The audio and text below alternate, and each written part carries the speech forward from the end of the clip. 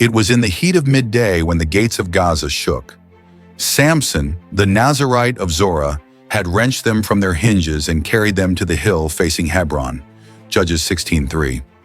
The elders whispered in disbelief, "What kind of man defies kings and mocks their gates?"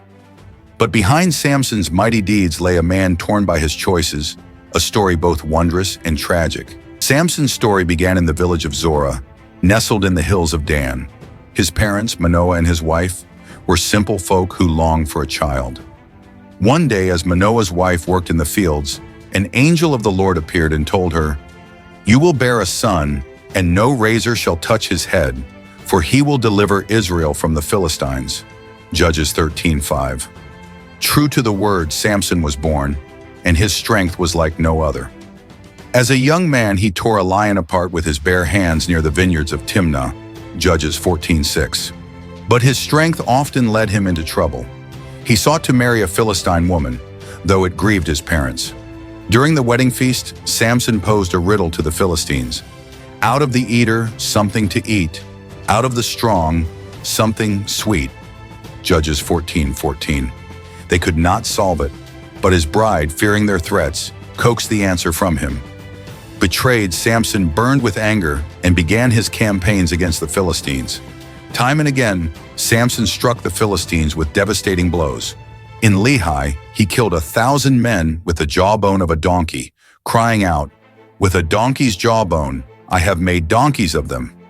Judges 15:16. The people of Judah, however, feared the Philistines and questioned his actions. "Why do you provoke them?" they asked. But Samson could not be swayed. He was a man driven by vengeance, love, and divine purpose, all intertwined. In the village of Sorek, Samson met Delilah, whose beauty captivated him. The Philistines, eager to end his reign of terror, bribed her to uncover the secret of his strength. Judges 16:5. Delilah pleaded with him, "If you love me, tell me how you can be bound." 3 times Samson misled her, but her persistence wore him down. Finally, he revealed, "My strength lies in my hair. If it is cut, I will be like any other man." Judges 16:17. While he slept, his hair was shorn, and the Philistines seized him. They gouged out his eyes and made him grind grain in Gaza's prison. Judges 16:21.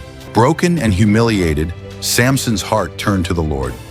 In his final act, as the Philistines celebrated in their temple, Samson prayed, "Lord, remember me. Let me die with the Philistines." He pushed the pillars and the temple collapsed, killing many more in his death than in his life. Judges 16:30. Lessons for us today. 1. Consecration matters. Samson was set apart as a Nazarite with a specific purpose to deliver Israel. Judges 13:5. Christians today are also called to live consecrated lives devoted to God's work. We must honor our commitment to God in how we live, remembering that our purpose is tied to His plans. 2. Beware of weaknesses. Samson's unchecked desires, especially his attraction to Philistine women, led to his downfall. Judges 14:1-3, 16:1. This teaches us to guard our hearts and remain vigilant over the areas where we are most vulnerable. Self-discipline and prayer are essential in resisting temptation. 3. God's strength in our weakness. Even when Samson failed, God's power was evident through him. His victories against the Philistines showed that God can use flawed individuals for His purposes.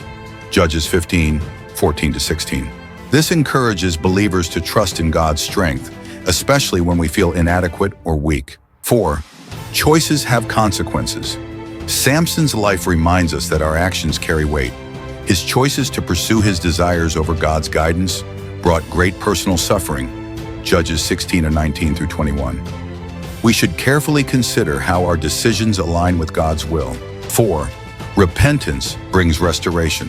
Though Samson strayed, his final prayer was one of humility and reliance on God. Judges 16:28. God answered, giving him victory in his last moments. This reminds us that no matter how far we have fallen, true repentance can restore our relationship with God. Samson's story is a powerful reminder of God's sovereignty, human frailty, and the redemption available to all who turn to Him in faith.